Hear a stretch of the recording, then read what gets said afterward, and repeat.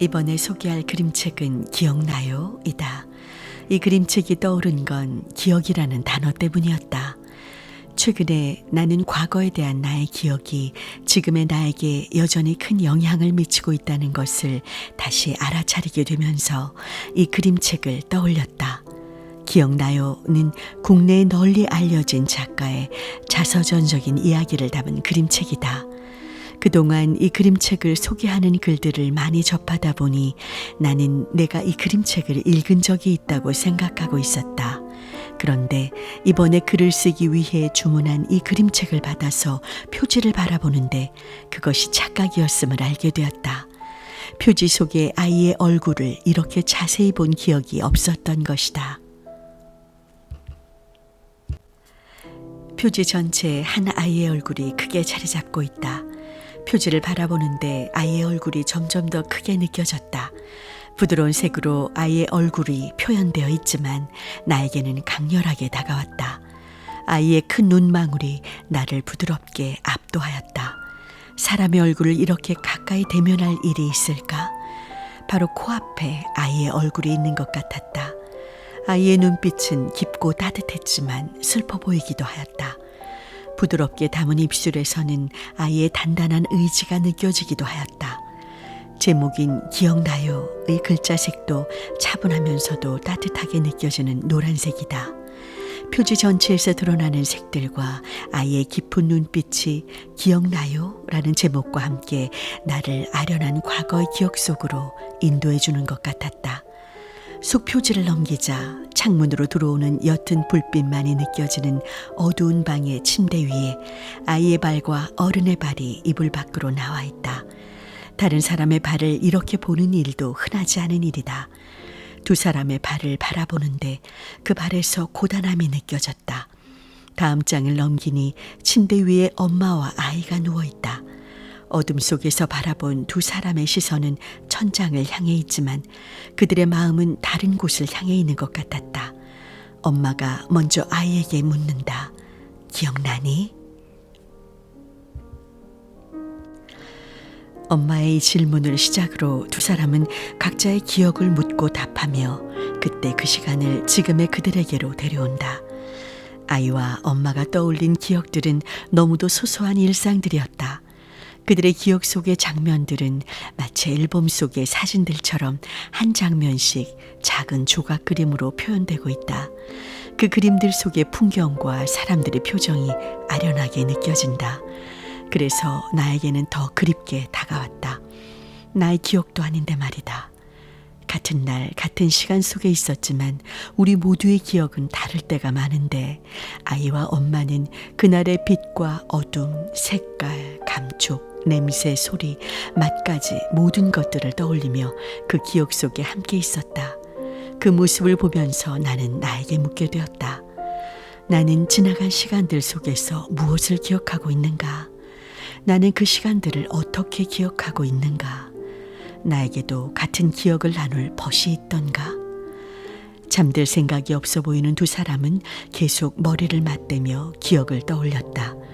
오고 가는 그들의 대화와 그들의 기억을 바라보면서 나도 그들 옆에 누워있는 것 같았고 점점 마음이 애틋해졌다. 그러던 중 아이가 마지막에 떠올린 기억에서 두 사람을 향한 안쓰러운 마음이 밀려왔다. 그 기억은 아이와 엄마가 추억 속의 그 집을 떠나서 지금의 집이 있는 도시로 오기까지의 여정에 대한 것이었다. 그 기억에서 아빠는 떠나는 아이에게 곰 인형을 건네주고 두 사람이 타고 있는 차를 배웅해주고 있었다. 나는 그들의 기억 속에 있던 아빠가 왜 지금 그들과 함께하고 있지 않은지 내내 궁금했는데 그 기억에서 그 이유를 알게 된 것이다. 왜 그들은 헤어지게 된 것일까? 나는 그 이유가 궁금했지만 점차 정말 중요한 것은 그 이유가 아니라 그 이별에 대한 그들의 기억이라는 것을 깨닫게 되었다. 그들은 그 시간을 어떻게 기억하고 있었을까? 이어지는 아이의 모습에서 나는 그 물음에 대한 답을 찾을 수 있었다.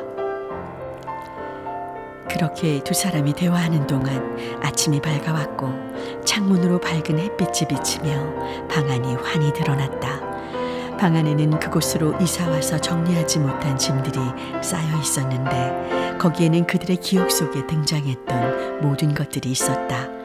나들이 가서 사용했던 파란 담요와 바구니, 생일 선물로 받았던 자전거, 폭풍우 때 켰던 할아버지의 석유 등, 집을 떠나올 때 아빠가 주었던 곰 인형까지.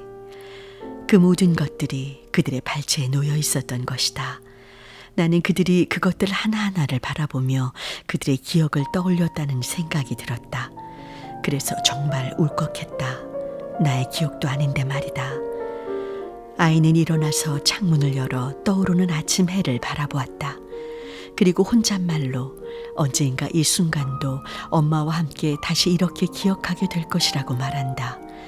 새집에서 보낸 첫날 아침 기억나요?